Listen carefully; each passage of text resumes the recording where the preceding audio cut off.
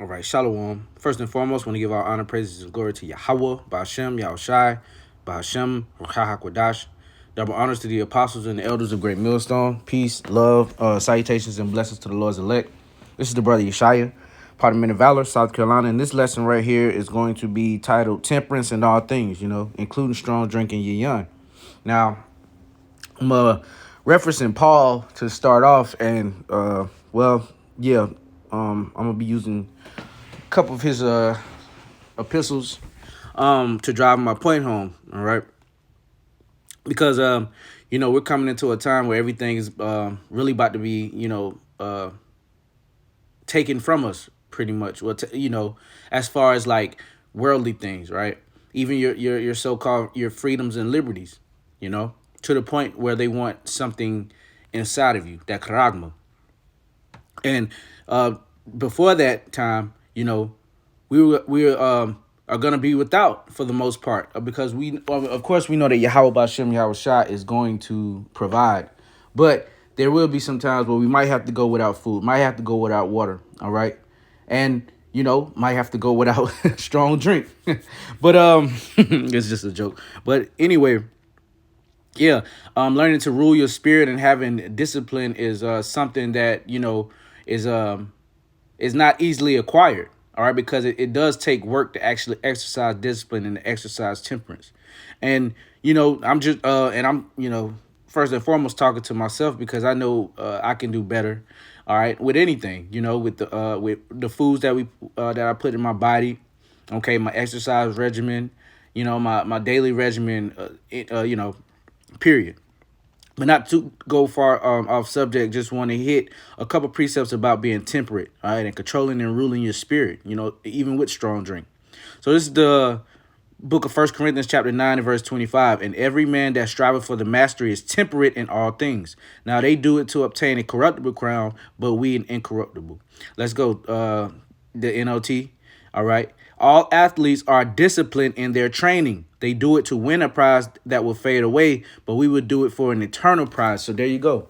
Okay, being disciplined, doing what we got to do first and foremost for Yahweh Bashem Yahweh Shah, and then on the flip side, doing what we have to do to be beneficial to ourselves, which might include cutting back on the strong drink. Okay, and like I'm gonna bring up later, everything that is you know what? I'm gonna go ahead and get it, and I'm gonna come back. All right, this is the book of since I'm in 1 Corinthians, actually, I'll just go right next door, 10 and 23. This is the book of 1 Corinthians chapter 10 and verse 23. All things are lawful for me, but all things are not expedient. All things are lawful for me, but not all things edify not. All things edify not. So there you go. All right. So let's just pinpoint the strong drink. Okay, it's not against the scriptures or against the law, statutes, and commandments to indulge in wine or yayan or strong drink, but you have to watch it, because like the scriptures say, give strong drink to them that are ready to perish. Okay, and wine in good measure and season, basically lifteth the heart, or maketh the heart glad, because it was made to do that. Roughly paraphrasing, right? But then on the flip side, it says wine and strong wine is raging, and strong. Wine is a mocker, and strong drink is raging, or strong drink is raging, and wine is a mocker. Okay, so if you do overindulge in it, okay, you could very well find yourself, in handcuffs, injured, or doing something crazy, and not to mention deteriorating your health, because it is a depressant and it is a poison. Okay, 1 Corinthians 10 and 23. All things are lawful for me, but all things are not expedient. All things are lawful for me, but all things edify not. So there you go. Just because it's lawful for us to indulge in strong drink and wine, doesn't mean to, and I'm just pinpointing that, you can apply, temperance and discipline to everything, food, like I said before, your daily regimen, okay, your health, your exercise regimen or whatever. All right, but just through the spirit, I'm touching on strong drink now. And it's not an easy thing to exercise discipline, man. But we are in this fight. We are in these chains of darkness, and when we are able to rule our flesh, okay, because the spirit is powerful, more powerful than the flesh. But when we're able to do that, that's a powerful thing. 1 Corinthians 9:25, and every man that striveth for the mastery is temperate in all things. Now they do it to obtain a corruptible crown, but we are incorruptible. I therefore so run, not as uncertainly, so fight I, not as one that beateth the air, but I keep under my body and bring it into subjection, lest by any means, when I have preached to others, I myself shall be a castaway. So Paul's staying right here. Basically, he's practicing what he's preaching, what he's telling these people, man. What he's telling the church of Corinthians, the church that's in Corinth, that was in Corinth, man. You know. So he's saying that, hey, I'm telling you this from experience, all right? I'm telling you from this from knowledge, and me myself, I'm speaking from a point of experience with that drink, man, because that was one of the things that really I wouldn't say struggle with, but I would overindulge sometimes, because once you drink, especially after a while, your tolerance gets high, so it takes more to actually get you to the point where you want to be. All right, but that's when when you have to say, okay, well, you have to know your limits, so to say, right? And that's part of being temperate, and that's part of exercise and discipline, keeping under your body, right?